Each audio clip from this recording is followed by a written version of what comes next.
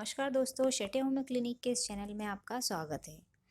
How to get pregnant very fast means जल्दी pregnancy कैसे conceive हो। और आज हम आपको कुछ ऐसे टिप्स बताएंगे जिसको अपनाकर आप प्रेगनेंसी जल्दी कंसीव कर सकते हैं। कभी कभी ऐसा होता है कि कुछ कपल्स जल्दी प्रेगनेंसी चाहते हैं, पर अगर टाइम पर टाइम होता जाता है तो कपल्स परेशान हो जाते हैं।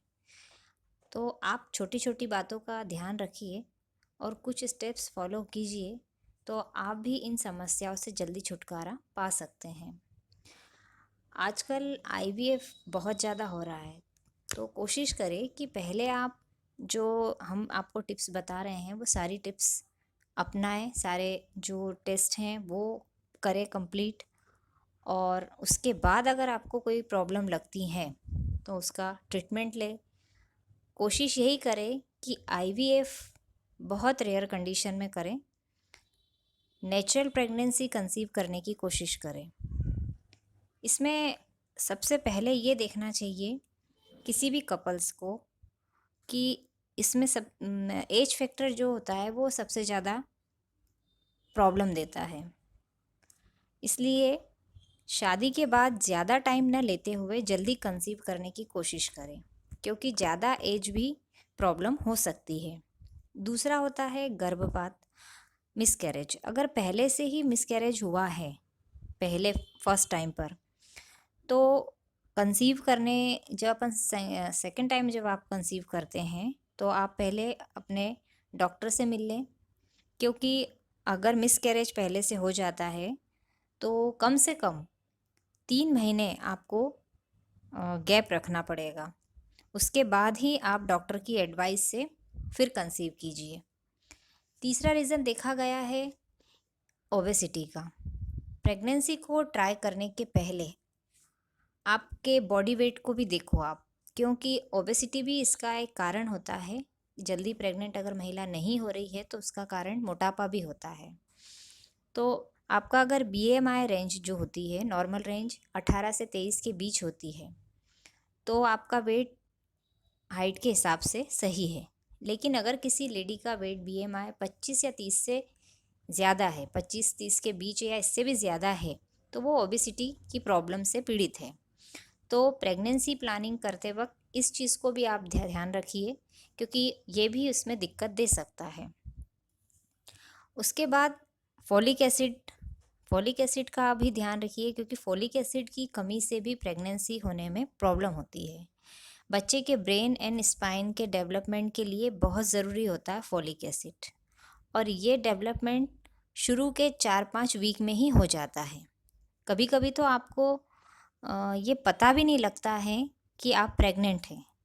तो इसलिए हम ये एडवाइस देते हैं कि आप अगर प्रेगनेंसी के लिए ट्राई कर रहे हैं तो शुरू से ही फॉलिक एसिड लें, मतलब कंसीव करने के 1 महीने पहले से, और प्रेगनेंसी होने के कम से कम 1-2 मंथ तक आपको ये लेना ज़रूरी है।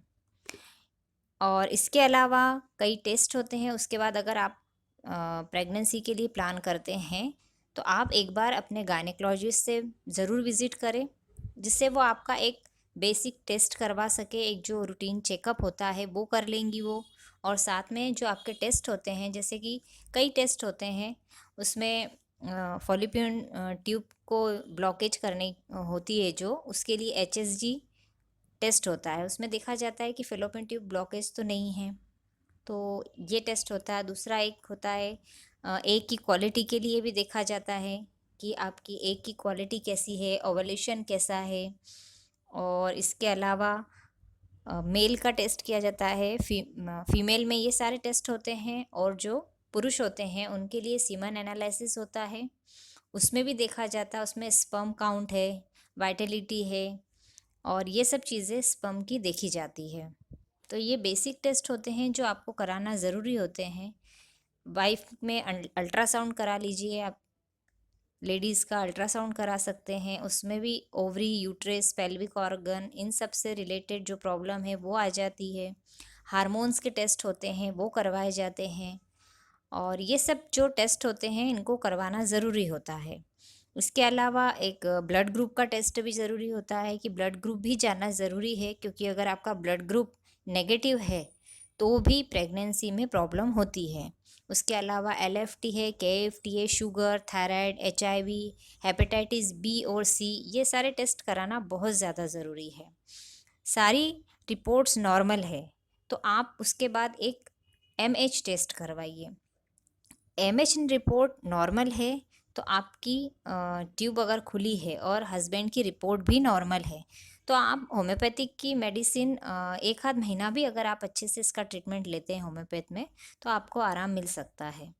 अगर आपकी MH रिपोर्ट कम है तो आपको ज़्यादा से ज़्यादा 5-6 महीने में रिज़ल्ट अच्छा मिलेगा, क्योंकि होम्योपैथ में ये सब चीज़ों की, ये जो छोटी छोटी मैं आपको बता रही हूँ जो प्रॉब्लम हो सकती है, इन सभी प्रॉब्लम्स का ट्रीटमेंट बहुत अच्छा है। और इतनी जल्दी आपको अगर कोई और एडवाइस भी देता है IVF करने की तो आप पहले कोशिश यही कीजिए कि ये सारे टेस्ट आप करवा लें।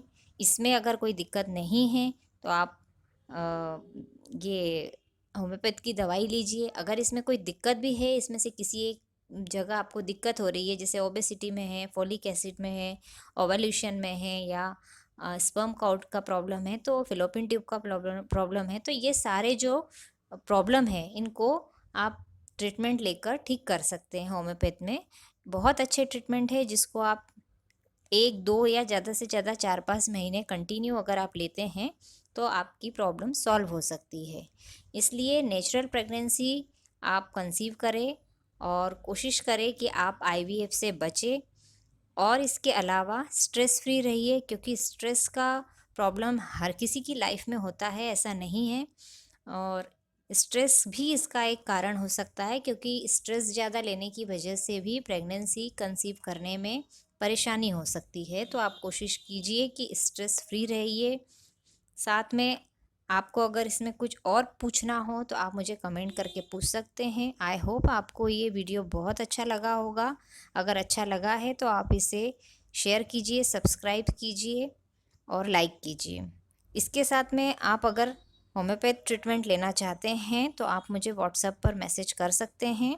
और एक मैंने पहले इनफर्टिलिटी का कॉम्बिनेशन एक बताया था, उसको आप ज़रूर लीजिए। इनमें से कोई भी प्रॉब्लम हो उस सिम्टम्स के अनुसार आप अपना ट्रीटमेंट लीजिए, मेडिसिन लीजिए, लेकिन इनफर्टिलिटी कॉम्बिनेशन जो बताया है उसको आप साथ में ज़रूर लीजिए। आपको 100% आराम मिलेगा। खुश रहिए और स्ट्रेस फ्री रहिए। Thank you.